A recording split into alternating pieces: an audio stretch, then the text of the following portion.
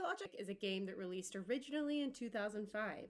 Since then, it has birthed a remaster, a reimagining, and another reimagining that is set to release later this year. Reimagining may not be the best way to describe Pathologic 2 and 3, but we're gonna roll with it. My first experience with this franchise was Pathologic 2, and some of the philosophies and lessons from that game still stick with me 3 years after my initial playthrough. Pathologic 3 is on the horizon, and to pay homage to a classic, no pun intended, and to also get to know our Patho 3 protagonist a little bit more, I decided to play through Pathologic Classic. At the time of recording this, I am 7 days in, and I can't tell you if this is the best decision I've ever made or the worst mistake of my life, but let me tell you, this is a game. I have lots of thoughts on this game, and lucky for you, I'm going to share them. My name is KX Cobraful, but you can call me Cobbs. I stream primarily over on Twitch, but love putting out content on YouTube for my favorite games, and I think Classic is shaping up to be one of them, for better or for worse. Throughout this playthrough, I will be editing down the footage in a way that makes sense for the narrative and the storyline of the playthrough, but I'll also be adding commentary to explain some of the reasons behind my decisions and why I'm making them. One thing you'll notice is day one goes pretty easily, but after that we quickly discover that our game is pretty bugged and that this is going to be a lot harder than we anticipated. That being said, in true Bachelor fashion, we are able to persevere over the bugs, the Sand Pest, and all of the other obstacles that come with the town on the Ghorkon. If you like this content, please feel free to give a like and subscribe to this video. It helps me a lot and definitely helps me with the YouTube algorithm. And I want to say thank you to the Patreons who have subscribed to the Patreon and helped make this video possible. Anyways, let's get started with day one in the intro to Pathologic Classic and The Bachelor. Day one, we start out strong by judging some children.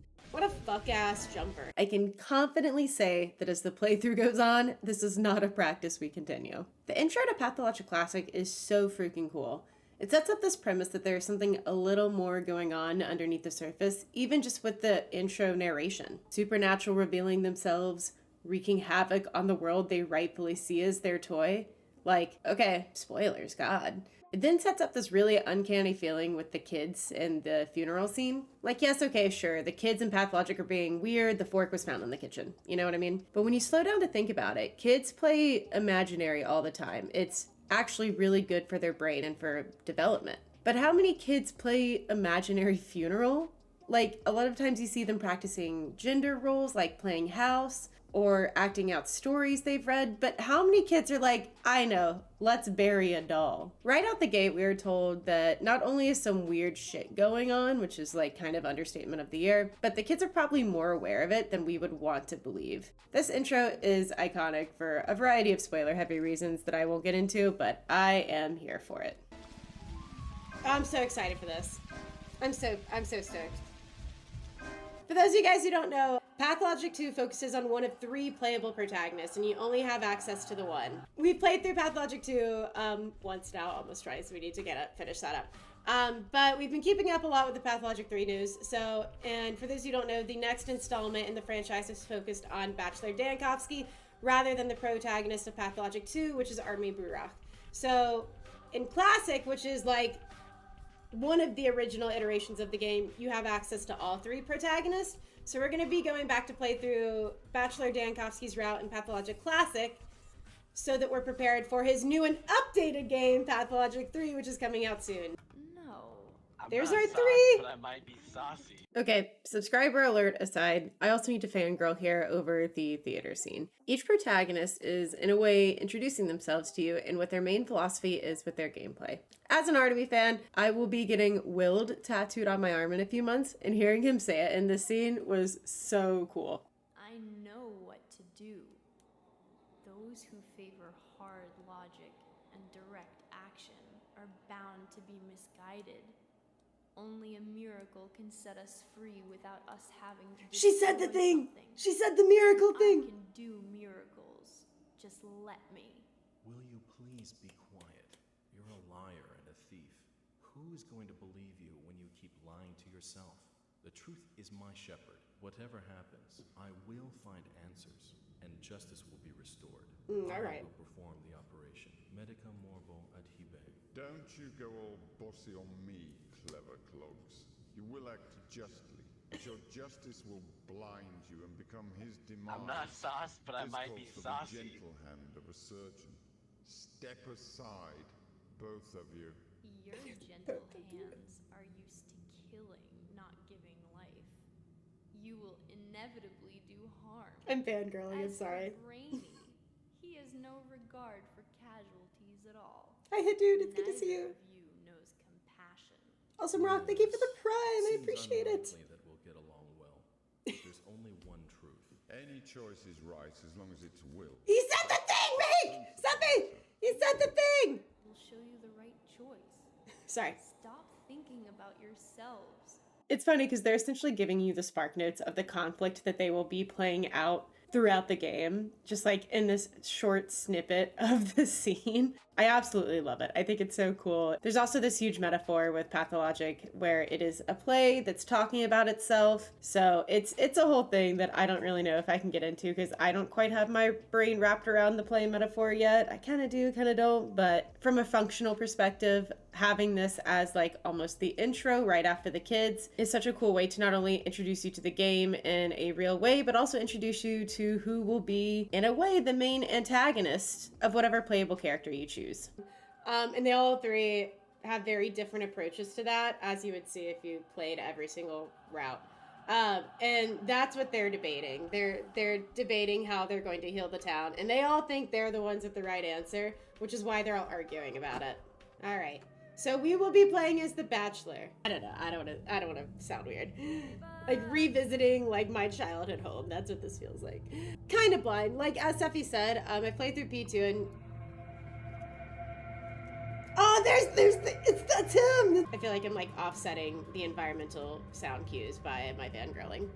I said a lot of this in my earlier footage, so I won't beat a dead horse, but as a reminder, we are a renowned doctor from the capital who is studying immortality, and we are summoned by our colleague, Isidore Burach, to middle of buttfuck nowhere because there's a man there who has incredible longevity, Simon Kane. So we start day one in the Stillwater, which is what should be Dankovsky's home base and refuge. We go over the journal entry and letter that brought us here and head downstairs to talk to our host, Eva Jan.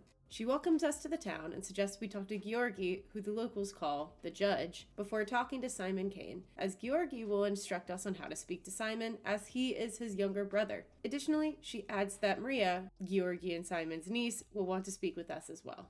Before we leave, she asks us to check outside as there were some loud noises, and to return to her after speaking with the Kanes. This marks the beginning of a running pattern for our dear Bachelor. 99.9% of the quests for the Bachelor in this game follow a very similar pattern. Talk to this person, go talk to this person, then come back to me. We are a glorified errand gossip boy. Okay, so yeah, just a hard left and then it'll be up here on the right. Ooh, dumpster. Wait a minute. Yeah, I got you. Thank you. Give me that. Also, I just remembered that there's some people making a ruckus and I want to go check it out. I think the first time I played, is this where we just came from? This isn't the Stillwater, is it? No, it's not. No, it is because the executor's out front. Oh, it's over here. There we go. Pretty sure he like walks up to these people and just immediately gets like jumped. Please F5. Yeah. I I think I recall what happens here.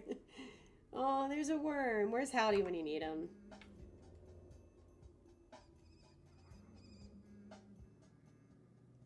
Oh, hold on. We saved. Yeah, there we go.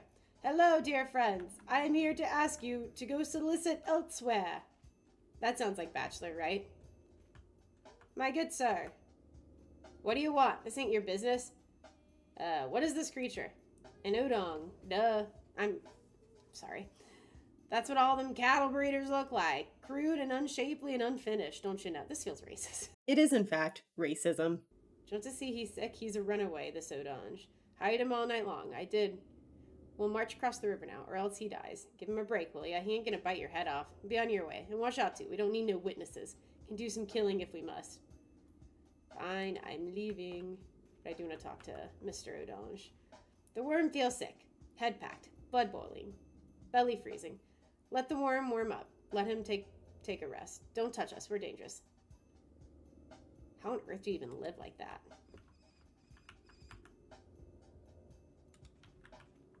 Are we done? Okay. All right. Bye. Okay. I believe this is Maria's building. No, this is Victor. And we're being asked to speak to Georgi first. Fuck it. Let's go talk to Maria. I like Maria. From, like, the 5 interactions I've had with her in this game. So. Maria, darling, I'm home! Can't jump on the bed? Alright. Uninstall. Refund. The Saburovs' wait is over. They've always wanted an heir. Ah, the Saburovs' wait is over. They've always wanted an heir. After messing around for a bit with some dumpsters and what are some decidedly sketchy people, we go and talk to Maria Kana. She lets us know she dreamed of our arrival, which is one of the more normal things she says. She tells us to go talk to her uncle Georgi and then to come back to her immediately. So we leave to go do that. Bye, Maria. I'll be back later. Georgi, I'm here! So the Saburovs have offered patronage to... Also, I'm live over on YouTube right now, so if you guys want to go over there, click that link and give the video a like, would much appreciate it. I was multi-streaming at the time, which is why I went ahead and give that shout out. But if you've made it to this point in the video, you should also give this a like if you've enjoyed it so far. It means a lot to me, and it means a lot to the YouTube algorithm. Anyways, it is with great impatience that we have been expecting you. You need not delve into the minutiae of your business with us, since our family is well acquainted with your scholarly work. We're also aware of the difficulties you are experiencing and are prepared to do our utmost to support you. It hurts me all the more to be the one to inform you that Simon, my Jesus fucking Christ. My brother, the creator, keeper, and embodiment of all that surrounds us, has been murdered. I cannot believe it. It cannot be. So, all the Kanes know us. That's cool. But also, the dude who we came to see is dead. That's gotta be some Dankovsky luck. Georgi goes on to tell us his brother was murdered last night under extremely strange circumstances, and that the last person he saw was our colleague, Isidore Burach. Georgi suggests that Simon sacrificed himself to give us a body of evidence to study in our pursuit of defeating death. It seems a bit dramatic, but alright. He then enlists us to help him find his brother's killer and to go talk to the other brother, Victor. Before we leave to go talk to Victor, he cannot blow some smoke up our ass about how this must be a message for us, meaning we are the only ones who can solve the murder. In hindsight, it feels kind of fake, especially for a game and a route in particular that is very grounded in us not being the chosen one and being on the outskirts. But that is a ramble for another day and another time. Let's move on. Everything is a clue to the solutions of this puzzle. Alright. Whatever. I'll go back and talk to Maria now. I'm feverish. What can it be? Instead of going to talk to Victor, we go and talk to Maria instead. I like Maria. She tells us she's used to bossing people around, but that now she's coming to us as more of an equal. She warns us that Simon is the first in many victims to come and gives us a list of people that she would like us to save when we have the opportunity to intervene. That's right. Not if we have the opportunity, when. These are your bound. In Pathologic Classic, each healer has a list of bound, people that are prevalent to them, their story, and their role in the town. The Bachelor's bound are known as the Utopians, people with grand plans for the future of the town. We very reasonably are like, girl, what?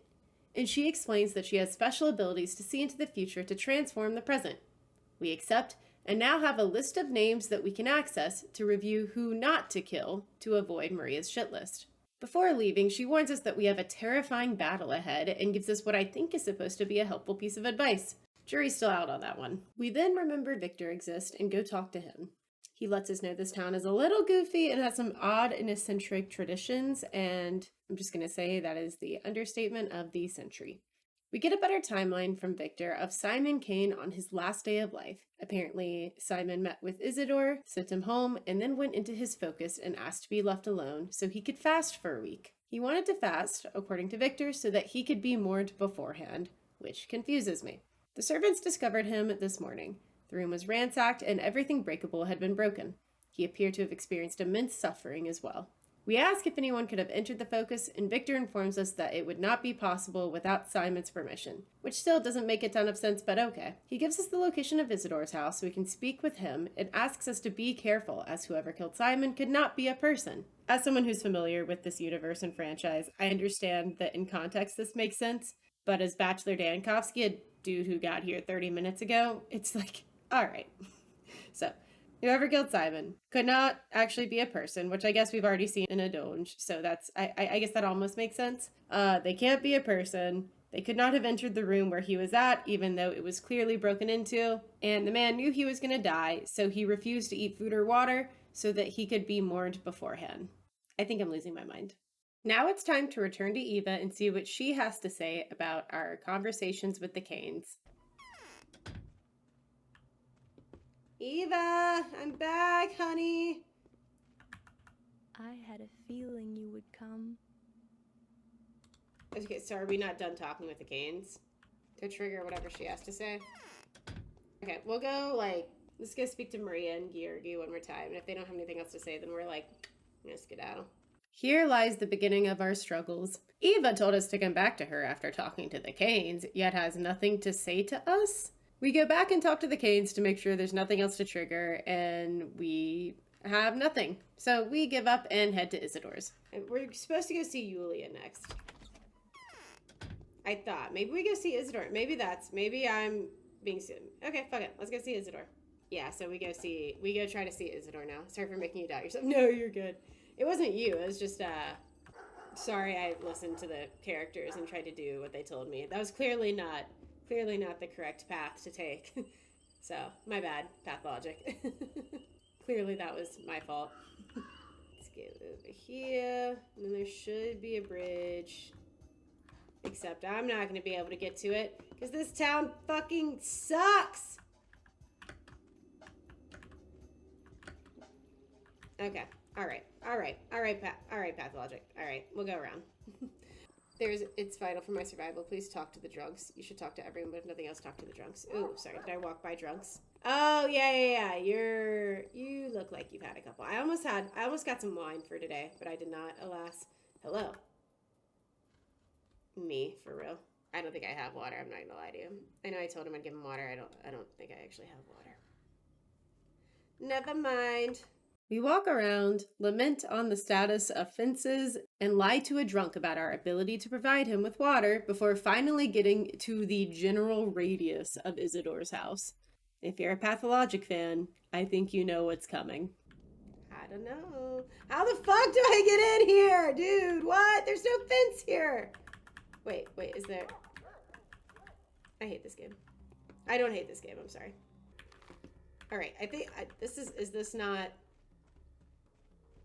Don't tell me. I don't want to know. Don't tell me. We'll find it.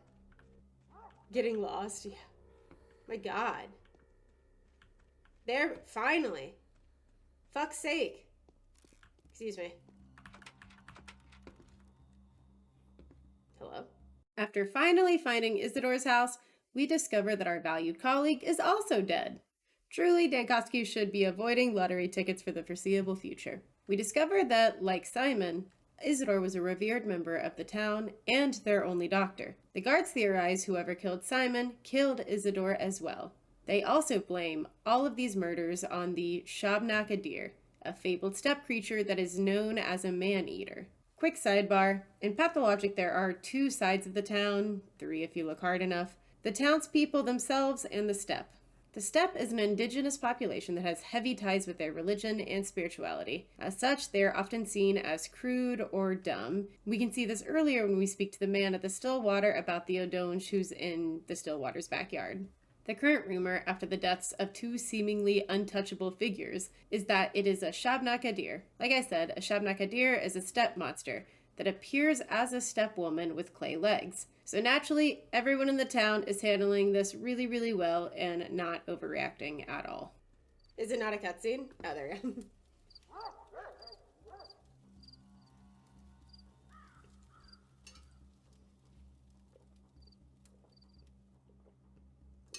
After our conversation with the guards, we leave and come across a group of townsfolk burning a steppe woman at the stake, because people are being reasonable. Sorry, home. So they burned this woman alive, and apparently these two people as well, because they thought she's a Shabnaka deer. Oh, I will be taking that. Hello. Yes, don't mind if I do. Thank you. Pistol's gonna be a lifesaver. Yeah, I missed the thing. I know, but it's okay. We got the pistol from it. And we're free of the maze! Oh my god, we just beat Pathologic Classic. That's crazy, guys. This is so much fun. Thank you for coming with me. We navigate the fences again for about a half hour and finally make our way out. And now we are at our next destination, the Sabrovs. Sabrov is one of 3 ruling families who kind of coordinate together to run certain parts of the town. The Kanes are one of the families who we've already met, and the Sabrovs is another. Later on today, we'll meet the Olgimskis, which is the 3rd counterpart to the 3 ruling families. Alexander here is obviously over the moon to meet us. He asks us how we feel about astrology, which I am a huge fan of. Daniil is giving major Virgo vibes. Alexander blames Artemy, Isidor's son, for the murders as he coincidentally arrived in town right as the murders happened. So after the Shabnak Adir, he is the town's #1 suspect. Alexander also reveals that Isidore came to him late the night before, presumably after leaving Simon to the Focus. Isidore warned Alexander that there were ominous events ahead of us, which is, again, understatement of the year. Alexander advises us to go talk to Yulia as well as his morphine-addled wife, Katerina, who is a mistress, so she is able to see the future in a similar way to Maria. Along with the 3 ruling families, there are also 3 ruling mistresses, and I won't get too heavy into the lore here, but just understand that they sort of have almost a psychic connection with the town. It's a lot. When we go to see Maria, she acknowledges that Daniil is in a battle with an opposing foe, and she wishes him luck and victory. She also tells us that our primary focus should be the number of minutes we have left, and time as a whole, which is the game's way of telling you your biggest resource to manage will be time. Once we are done getting enlightened by Katerina, our next stop is Yulia. Yulia is, in a way, one of the town's architects. She is the one responsible for the absolute tomfuckery that is the route to Isidore's house. Because of that, I am excited to meet her. I don't even know how you put them up. Holy shit. Put those down. Is it caps? I think it's tab. Okay. Let's relax there, Bachelor. You're not the one. So go down, cross the river. Let's go see Yulia. Yulia! We get to Yulia's and she greets us by letting us know she is low on thinking marbles at the moment and that she is probably dying. I love this game, bro. She's like, man, this is a really tough problem that I can't solve. Am I dying? She clarifies that, essentially, she can usually make sense of events through a lens of cause and effect, but that she is really struggling to piece together what has recently happened in the town and why. Yulia is an analyst at heart, and a damn good one, so I imagine not being able to make sense of a series of events that are happening around her would sort of feel like dying. We tell her we are here to solve the murders of Isidore and Simon, and that Saburov suggested we go to her for help. She relents that she is no better of an investigator than we are, but that she'll try to fill in the blanks that Dankovsky might be missing when it comes to the town lore. She suggests that Simon was poisoned by the Kanes themselves. She came to this conclusion because, according to her, the Focus is not an abstraction, but truly somewhere where no one can get inside but the owner. This means that Simon brought the killer in with him, or, in her words, within him, since no physical objects can be brought in either. We disprove the poison theory as we know Simon's bones were broken and bleeding, a state of being that is incongruent with that of being poisoned. Additionally, Isidore was reported to be stabbed, which is clearly not poisoned, and we've already linked the killer of Isidore with the killer of Simon. She says Reuben had examined the wound and that it had been grotesque. This is our introduction to Reuben. Reuben is Isidore's mentee, and he was raised alongside Artemy and a couple of the other townsfolk that we'll meet later. Reuben has studied under Isidore for years, and their relationship often mimics that of a father and son, although Artemy is clearly Isidore's golden child. There's a little bit of resentment there. Trust me, we'll get to it later. Yulia then suggests that we speak to Reuben if we want to know more about Isidore's stab wound. She also points out that there are quite a few missing hours where we don't know Isidore's location. Her theory is that if he visited the Kanes as well as the Sabrovs, that there might have been something he wanted to report to all 3 ruling families, suggesting that he probably visited the Olgimskis as well. We also learn here that Isidore Burach was the stepman. I believe earlier in our day, Alexander Sabrov even told us that he was set to be elected as leader of the steppe people, commonly referred to as the kin. The kin are the primary labor force for Olgimski's factory. Any steppe-related news would definitely be reported to the leader of the Olgimskis, Big Vlad. Yulia gives us the location of Big Vlad and the Olgimskis' residence, and gives us some parting advice before sending us on our way. She says not to trust what the feudals tell us. Feudals referring to the big three ruling families. This is a running theme for The Bachelor and why I referred to him as an outsider earlier when Georgi was gassing him up. Playing Pathologic Classic after Pathologic 2 is a very revealing experience. In Pathologic 2, the townsfolk trust Artemy, after he is cleared of his father's murder, of course, as he is one of them. He is both parts steppe and townsfolk, so both sides of that coin. And both parties equally trust and support him any way they can. Daniil is not Artemy. He was not raised within the town, and neither side has a reason to trust him. The Utopians, meaning the people of the town that are focused on progression, and are considered Daniil's bound, ask things of him and are involved in his daily life. But even they are not totally transparent with Daniil when it comes to their requests. Daniil believes himself to be the hero of his own story within his battle with death, just to show up to this town and discover that he is not the main character he thought he was. In Pathologic Classic, Daniil is jerked around on errand after errand after errand for the townsfolk and constantly duped as he realizes there are other motivations at play. This is my favorite distinction between Pathologic 2 and The Bachelor's route in Classic, and it's something I think you'll notice as the playthrough progresses. Alright, this is, whose house is this? This is Laura's, right? Yeah. At some point during the day, we receive a letter from Laura asking us to visit, so we swing by on our way to the lump. She wants to be friends. It's refreshing for all of 30 seconds before she asks us to do something for her. The kids of this town have a bad habit of playing hospital, where they mix a bunch of pills and take them. In hindsight, it is the craziest shit. The house they're playing in is near the Stillwater, so she's asked us to go put a stop to the game before someone dies. Out of all of the requests we received during this game, it's honestly one of the more reasonable ones.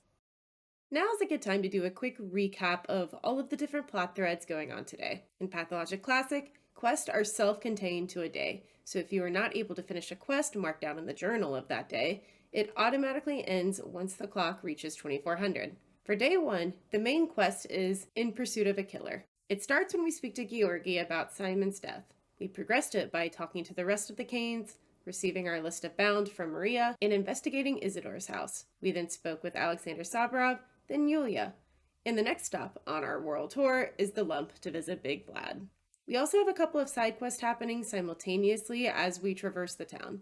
Like Katerina said earlier, time is our biggest resource. If we do not resolve these plot threads before the end of the day, they are done and ended. So it's wise to plan out your walking routes to maximize as much quest progression as possible. The first side quest we received is the Squatter's Quest. This is when Eva asked us to go talk to the worm and factory man that were posted up in the Stillwater backyard. This is just to introduce the idea of side quests. There is no resolution to this quest, no consequence to it, it just exists. The next side quest is one we just picked up, called the Many-Legged Fugitive. It's the quest to stop the kid from taking a potentially lethal concoction of hospital-grade drugs. There are 2 more side quests we encounter throughout the course of the day, but I won't cover those until we get there. Especially because they're kind of spicy. Like, I feel like the progression of side quests in this game, like on day 1, goes from talk to the homeless people to stop kids from taking morphine, then to kill someone and hide a murder. Like, it's honestly, like, very pathologic coded the way these quests develop. Anyways, now that we're all caught up, let's move on. Where to next? So it's time to go see old Gimsky. But we're here. We might as well do the Schmouter thing. I was trying to go to the old Gimskis, but clearly that didn't work out. I think I know where it's talking about. Yeah, so for reasons unbeknownst to me, we were going from Laura's and we're supposed to go to the lump, which is directly south, but at some point we crossed a bridge and ended up at the stone yard for reasons that I cannot fathom. So since we're in the area for the Many-Legged Fugitive, we're just going to go ahead and look for the house that Lara told us about where kids are doing drugs. Because no drugs on my watch. No, surely that's not what they're talking about. What is this? Okay. Are we in the steppe? Yes. Okay, we need to go back. I can see the stash from my window in the Stillwater, in a house by the staircase ruin. Okay, so this is the house in the Stillwater. I'm just gonna start trying doors. We'll find it. Don't mind me. Not this one. Because I imagine that's the staircase ruin. But it's not the stairway to heaven stuff that they were talking about. Hello? Okay, not this one then.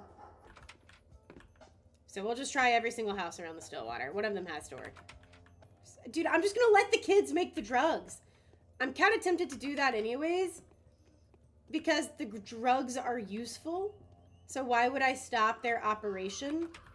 But for the sake of Lara's quest, someone I don't particularly like a whole lot, she wants me to go keep these kids from making drugs, and referenced a staircase ruin, and there's not even a staircase ruin. I know there is. I know I'm looking in the wrong place. Just give me time to wander. I'll get there. Laura's worried about them. She's worried about the mysterious schmauters they seem to have discovered. It would put her mind at ease if I could get my hands on it and wrest it away from them. I know where they keep it. I can see the stash from my window in the Stillwater, in a house by the staircase ruin. These are houses. Is there a staircase ruin around here? That better not be. That's a slide. That's not a staircase ruin. Lara. So if one of these houses work, I'm gonna be really fucking mad. The sad thing is, I haven't really been like, be so fucking for real, Lara Rabble. Be so fucking for real. Oh, children, I want the drugs. Another hook and a syringe. Surely this is the house. Yeah, I think we pretty much. I think the surprise that Sophie's talking about is, and this is not the house. So it's just a good old-fashioned drug house. All right. Okay, so it's what we're expecting. So we'll keep looking for the stupid fucking staircase, which really shouldn't be all that hard to find, but for some reason is.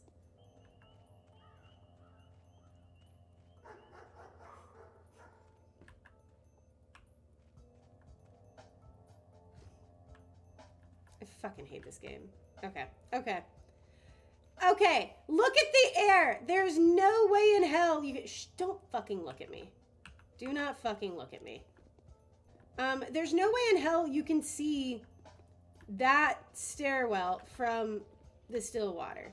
The Bachelor is a liar. Alright, which one of these houses has the drugs in it? Not the kids. We found it!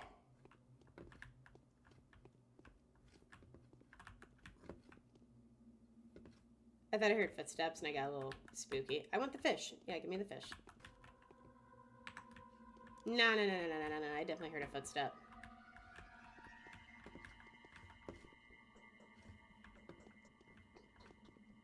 I feel like I'm playing CSGO, like.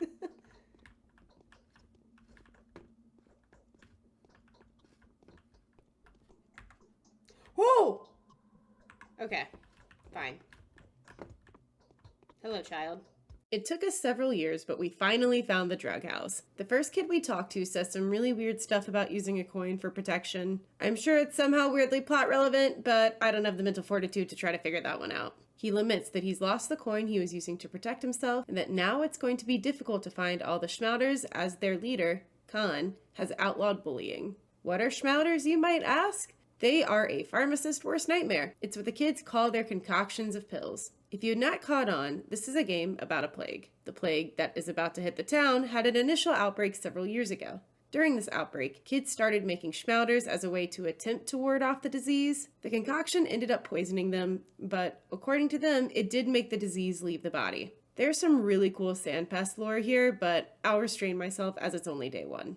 Anyways, the kids tell us that the schmauters they made during the first outbreak were stashed away here, but that they're gone now. Someone has already looted the cash and stolen the schmauters. One kid we speak to suggests it might be Capella who stole them to distribute among her particular following. Capella is Big Blad's daughter, who is around the kids' age. We'll meet her later. But yeah, the kids theorize that it is she who stole them and has given them out to her particular following of children who are now running amok in the town with the schmauters. The kids say that when adults take the schmauters, it normally takes them a week to get over the sickness, but after that, they're usually fine. When Dankovsky asks how kids normally react to the schmauters, the kid says that all kids should, instead of taking them, come to the polyhedron, as they'll be safe there. The polyhedron is the large structure in the sky outside of the stone yard, not the staircase one we were looking for. It was built by two utopians on our list that we will meet later. It's a bit of a living organism, and it's kind of hard to explain, so we'll get there when we get there. Just know that kids live there and revere the structure, and treat it as their home. Anyways, the kids give over their only schmelter, so we loot the rest of the house and leave. Before reporting back to Lara that there are now drug-taking children running amok, we stop by Big Vlad's to finally make an introduction. Look at it.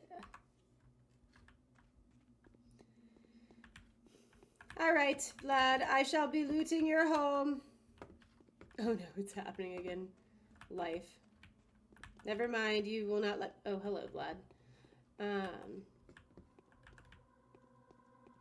What a guy. No, I won't believe in some earthen killer. Bachelor Dankovsky, of course. Who else could be so dapper? I've heard quite a lot about you. Have you taken a look around? Be sure to check the state of the industry around here. We have our own ways. How curious. What is the current state of your industry? I'm gonna start asking people that. Just like let them figure out what I'm asking. Come now. It's a complicated establishment with a 1,000-year history. A special approach is required to control such a colossus. See what I'm getting at, emissary? But no, such businesses always leave room for improvement. I can see we're not really seeing eye to eye. The project is special. Very special. That means common standards do not apply here. That would be very naive. I'm gonna keep it like $1.50 here. Big Vlad definitely exploits and underpays the kin population that pretty much runs his factory. Later on, when things get a little spicy, it's a little clearer how bad this mistreatment is, but that's kind of what he's alluding to right now. Big Vlad is one of those characters that's pretty easy to hate, and for very valid reasons. I like the complexity of his character. It'd be so easy to just make him like, ooh, evil capitalist man, which to be fair, he is. But he's also like very much a family man. Like he loved his wife and he loves his daughter. He pretends he doesn't have a son, but that's okay. And it's kind of assumed everything he does is for his family. And so it's interesting to see that side of his character, especially from Artemy's perspective in Pathologic 2. He doesn't really like Dankovsky all that much, and I think that's like super real of him. But in Pathologic 2, he almost attempts to take Artemy under his wing a little bit. It's definitely for his own gain. Don't get me wrong. He's not like out of the goodness of his heart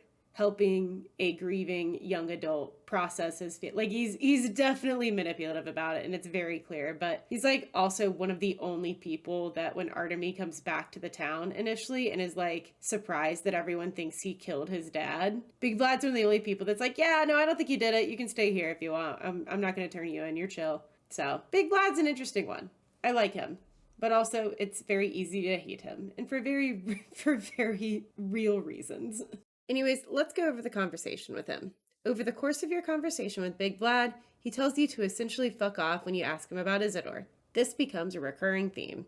He says he actually believes, or pretends to believe, that Isidore's killer is a Shabnok, and that there have been stranger things in general to come out of the steppe population than a man-eating monster. He then talks some shit about Vlad Jr., as Vlad Jr. tends to take a different approach with their workforce. Rather than oppressing them, he actually tries to talk to them, get to know them, and learn their culture. Dankovsky catches on and asks if Vlad Jr. would then know anything about the murders, since he tends to be so close with the kin.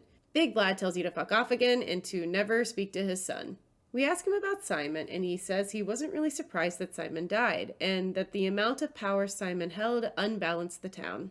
Like I said, the Kanes, Olgimskys, and Sabarovs all three ruled the town, but it seems like Simon had amassed a little too much influence for Big Vlad's taste. He says no one is to blame and that it just happened, which is honestly crazy. We finally ask him about what him and Isidore talked about, and it looks like Isidore wanted him to stop the factory. Big Vlad was not a fan of this idea, so Isidore said he'd just talk to Capella and get her ideas on it. Big Vlad will do pretty much anything for Capella and anything she asks, so he locked the door to her part of the lump to block Isidore, and then told him to fuck off. After that, it looks like Isidore went to Simon's, so the Olgimsky visit was before the Simon Kane and Sabarov visit in our timeline. We go to leave and see a worm running by.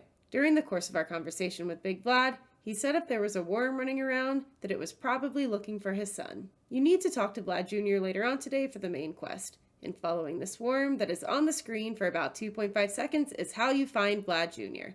Classic makes me want to die sometimes. I definitely missed this part of it, and we had to look up a house later. Anyways, earlier today, Yulia mentioned Anna Angel, one of the town's residents, so now it's time to go meet her and begin our next side quest. A watch, maybe? Yeah, ideally. No, put the gun away. That's not what I meant. Put the gun away. Okay. Where? Oh, you're in it. Why are you dressed like Joan of Arc? Shebnak is an evil man-eater made of clay and bones. She's the murderer. Okay, Anna.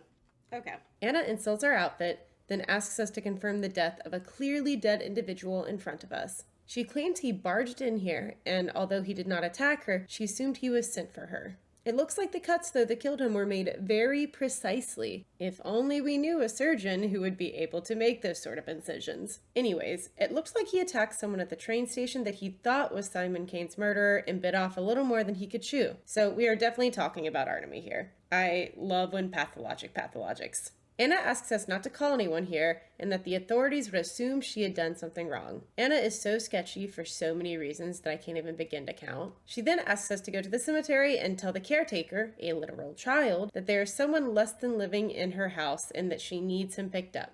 So, because this all makes perfect sense, we begin to head to the cemetery. Okay, we gotta go all the way over here. What time is it? Do we have... So that's, oh, that's just like 2 o'clock. Okay, we're fine. Let's just go ahead and head to Grace. And then we're going to go all the way back up. So I do want to go bring the schmouter to Lara before the day gets too down the road. Board needles? Okay. Thank you for the tip. Dude, I always love the audio effects you get when you go into the step.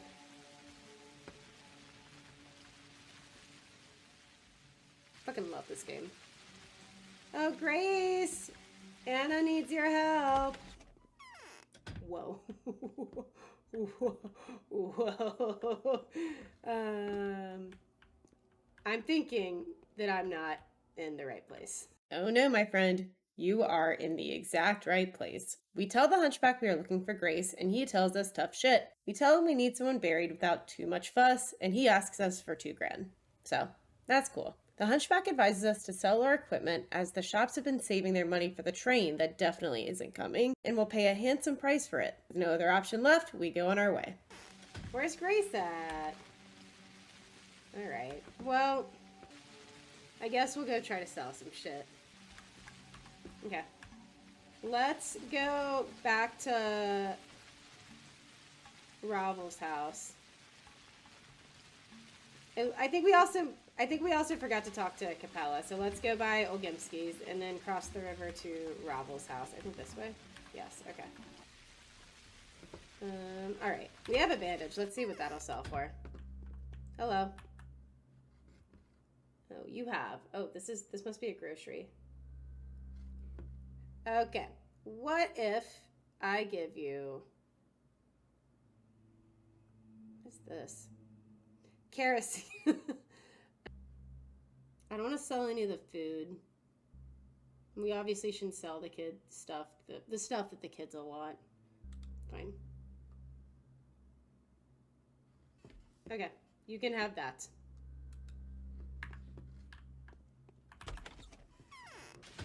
You're who I'm here to see. I feel a current in my veins. We sell a gold bracelet to get in the general neighborhood of our 2K goal, then swing by to talk to Capella. I'm not sure why we did this. I think it might have just been for fun. She laments that her mother's not alive to take control of everything, and that Katerina is too exhausted to handle all of it. She also hints that there's something weird going on with Katerina's prophecies, but more on that much, much later. We suggest that Capella take drugs and then leave. Again, I'm not really sure why we stopped here, but we did. So that actually didn't tell us anything. Why is there still a circle here if we've already, talked to everyone? Or are we looking for young Vlad? Okay. Lara's house is there, so let's take a hard right and go up there. We get to Lara's house and tell her the bad news. She wants the schmouter to herself to, quote-unquote, throw in the fire. But we keep the schmouter for plot reasons. This marks the end of the many-legged fugitive. At this point, we lock in on the 2K goal as we are fairly close to getting it, and head back to the cemetery.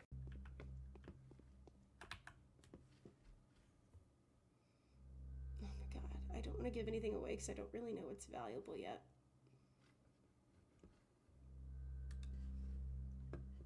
Okay, we just need about 140 more. I think it's been enough time. Yes, I do remember when I was talking to Big Vlad. It's truly a memorable experience. Did I miss something with young Vlad? I know he didn't want me to talk to young Vlad. Oh, and we saw the worm sprinting by as... Yeah, okay, yeah. So we should have followed the worm there. And there's a worm running, and I considered shooting him. Yeah, okay. And we finally remember young Vlad exists. Thankfully, we had my good friend Sephi, who you guys should also follow on Twitter, as she posts a lot of pathologic content there, reminded me that we have to speak to young Vlad, and that is the next part of the main quest. A fun little Pathologic Classic lore, if you want to call it, is that if you do not finish the main quest on day 1, you will have to restart. I'm not sure what the consequences or what the game over is, but essentially everyone dies of the plague or something like that. Every consecutive day, if you do not complete the main quest of the day, some of your quote-unquote bound can be infected and killed. But on day 1, if you do not complete the main quest and essentially ensure the information you get from young Vlad makes it to the Canes and Reuben, who we will speak to later in this quest, everyone gets the plague and dies or something like that. I don't really know. I don't plan on finding out, but you have to restart. That's the main point. So now we go off to find young Vlad.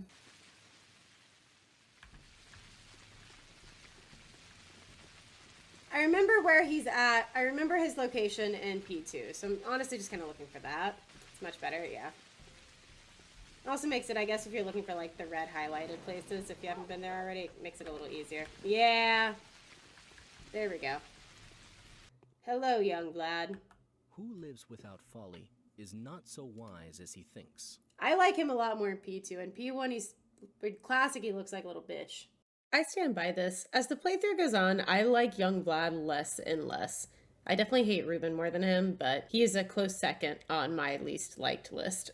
Just leave him in the Turbitary, for real. Anyways, he gives us what appears to be a riddle, and we pass, I think? He notes that we are looking for the killer and that he has information we would find of interest. He describes to us the termitary, the bunkhouse where the kin workers live, and then drops some more casual racism. He lets us know that sometimes riots occur in the termitary, but that they just lock it up until it sorts itself out. This time, though, a man escaped from the termitary before they could do so. Young Vlad suggests he was the killer and that turning him in or killing him would be ideal. He warns us that if Big Vlad finds out there is a fugitive in the crude sprawl, he will go apeshit and enact pointless brutality, so it's better if we just take care of it instead. He then shows us the house on the map. We decide to talk to him a little more and discover that, yeah, that was all cap.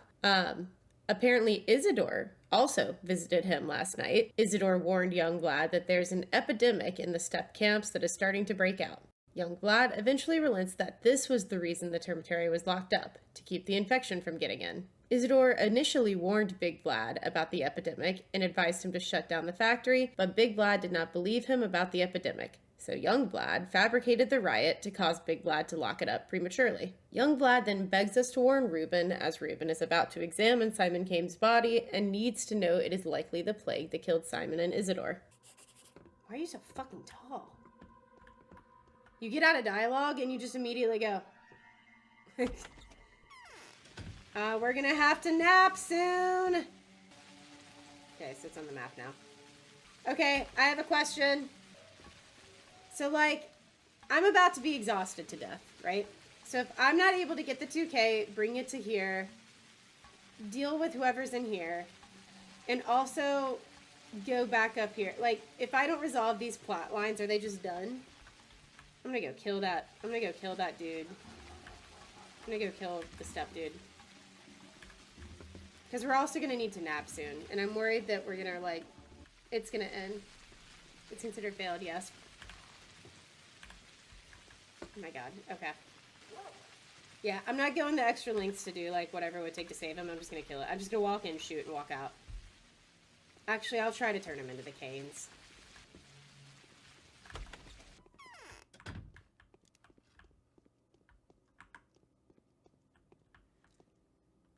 Hello? Oh, Aspity. Fuck, dude. Oh, I know you're gonna... I know you're gonna be the most least helpful person. Fuck. Hello. Why is the termitary so loud? What are they celebrating? They're not celebrating, they're fighting.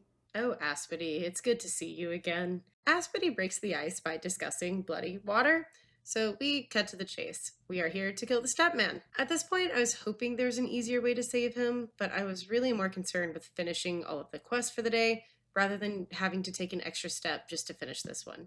Aspity eventually tells us it'd be useless to talk to him as we won't understand him and that he is crazed, but that she has something to tell us. She warns us that something is brewing in the termitary, which, like, fair. Fork found in kitchen, no shit. Regardless, we still need to talk to the butcher, so she tells us where to find him. We end up trying to talk to him, and lo and behold, Aspity wasn't lying to us. We kill him and move on. Aspity's gonna hate my ass. Aspity. No, this was. Oh, I didn't. I said I was gonna kill him. I said I was gonna kill him. Okay, this might be bad timing. Do you have anything on your body, though, that I could use? No. Okay, then we gotta go. We gotta go, then. That was just 3 bullets, just fucking wasted, dude. Fuck. It's fine. All right, young Olgimsky needs to pay up, though. He said I would be compensated for murdering someone. So he better, dude. I was like, that was wild. He just like spat out a bunch of vowels.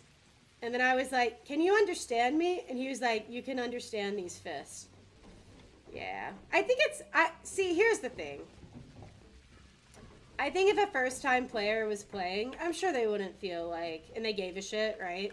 I'm sure that wouldn't feel great. But I think it's because, like, Artemy's my favorite character.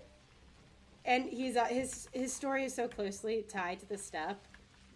I'm, like, being a little parasocial about it. I'm like, no, what would Artemy think? Artemy is a video game character. He wouldn't think a whole lot. But I'm still just like, Artemy's gonna be so disappointed in me. Yeah, so that's where we're at. Sorry, random butcher man. I need money so that I can cover for Anna Angel's clear murder victim. Look at that bed. Who lives without folly? Shut up. After murdering a man in cold blood to appease young Vlad, he tells us to consider this a donation from the town's rulers rather than the payout for a hit job. We take a quick nap after that, and it is now nighttime, and our clock is running out to wrap up the quest threads. We somehow make our way seamlessly back from young Vlad's to the graveyard to pay off the hunchback so he'll do his literal job. We tell him that the body we need picked up is at Anna Angel's. After that, we go to let her know her crime is covered up, and she gives us a silver ring for a job well done. This has wrapped up our other side quest of the day, the blood-covered fugitive. It's been day 1, and Dankovsky has covered up 2 murders. I mean, I don't even know if you want to go into whether he's covering up the Simon Kane and Isidore Brurock murder, but he's been a busy man today. He's been a busy man. Now it's time to head back to the Canes and meet our arch nemesis, Ruben. To clarify, I don't like Ruben, which is why he is my arch nemesis, but him and Dankovsky do have a pretty good working relationship. More importantly, we have to wrap up the main quest of the day, which determines whether the day is successful or not. And most importantly, it is time to tell Ruben how Simon Kane died. I hate him. I hate him in P2, I hate him in this game. I hate him.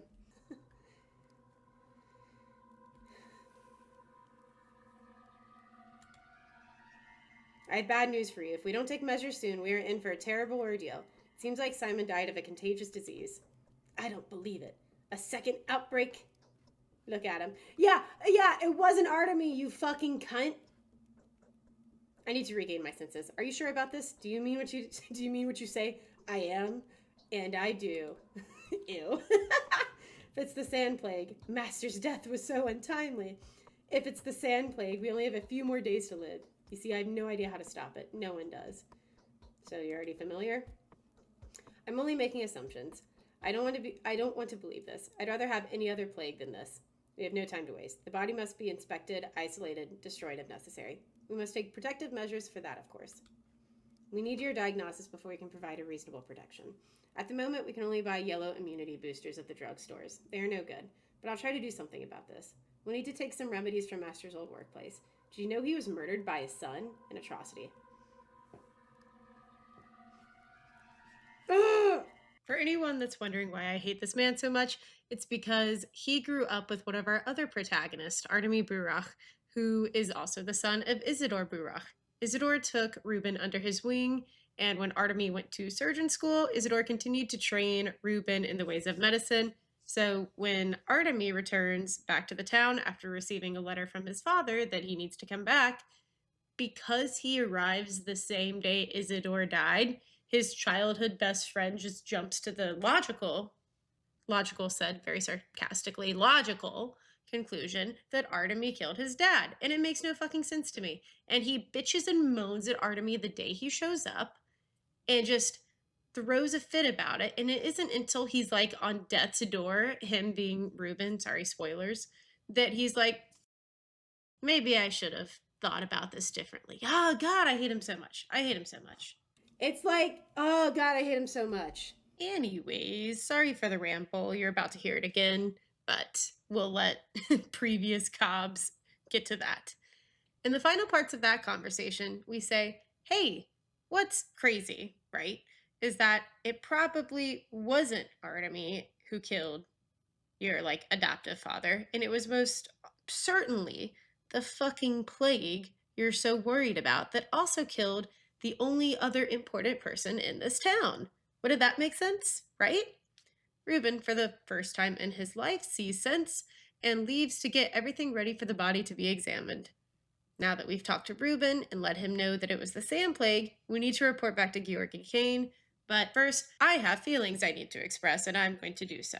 Tell me what you want, and I will tell you who you are. No, I like Victor. I hate Reuben. That's the problem? Yeah. The problem is my fist is here. And his face is like at least 3 feet above me. That is the problem. That even if I had him right here and was like, you know what, I'm gonna get some of my own personal issues out on you, and I'm gonna punch you for the way you treat Artemy in this game, I would have to fucking jump just to like get a shot in on him, dude. It's insane. I'd be like, hold please, let me just get up here. Like, damn. I fucking hate that guy. But died of a natural cause or succumbed to some physical illness. Is that what you're saying? I mean, it was like the worst plague to ever exist on this earth, so I wouldn't say like some physical sickness. Is that a hypothesis or a fact supported by evidence? Your hypothesis is not something I am willing to accept. Furthermore, the same rhetoric is widely employed by the people who want to hinder the murder investigation at any cost. The same people are spreading false rumors of civil disorder, which, as they would have it, took over the town. The same people would happily sacrifice human life to maintain a semblance of order. What would you say to that? I would say otherwise. The whole narrative is too convenient for those covering the murder. Dude. However, if you are right, then this is a death sentence for us all. Look for the murderer as long as you can. No, I've had enough. Today's quest. Yeah, there we go. It was killed by highly... It seems I will not be the first to meet the killer. Dr. Reuben has better chances at that. I cannot help but think that were Katarina's prophecy to come true, it would have made the situation even more convoluted than it already is. All right. I'm gonna go sleepsies now. And we have now completed the main quest of the day. I'm not sure if I mentioned this earlier in the video, but if you do not complete the main quest of day 1, your playthrough is over and you have to restart. Without Danielle doing the legwork to discover the plague's resurfacing, they do not have time to prepare and it ends up TPKing the entire town. Just light work. We ended up finishing all side quests of the day other than one. Apparently, we missed the quest where a young girl tells us of an invisible cat that lives near the train tracks. You go there around 2100 and shockingly do not see a cat. Quest done. You do get an achievement called She Was Here. So, other than our invisible cat quest, we completed the squatters quest, the many-legged fugitive quest, the blood-covered fugitive quest, and the beast-like fugitive quest. It may be pertinent to note that the cat and squatters quest are called mini quests in the wiki rather than side quests, but I digress. To finish off the day, we go back to the Stillwater for some well-deserved rest after a day of drugs and murder. And I wish I was being like genuinely every single quest today, like side quest, involved drugs or murder. Like I cannot with this town. Anyways, that is our day 1 in the town on the Ghorkon for our dear Bachelor. Thank you so much for watching.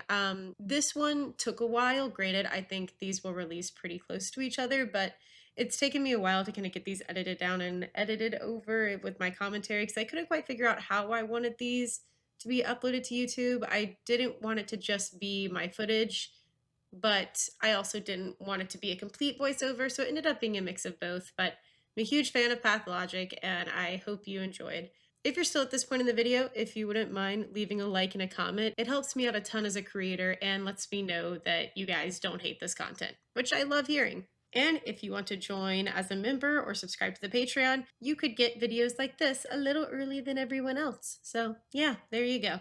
Anyways, thank you again for watching. Day 2 should be out in a few days, followed by day 3. So be on the lookout for those. And otherwise, I will see you in the next one. Peace.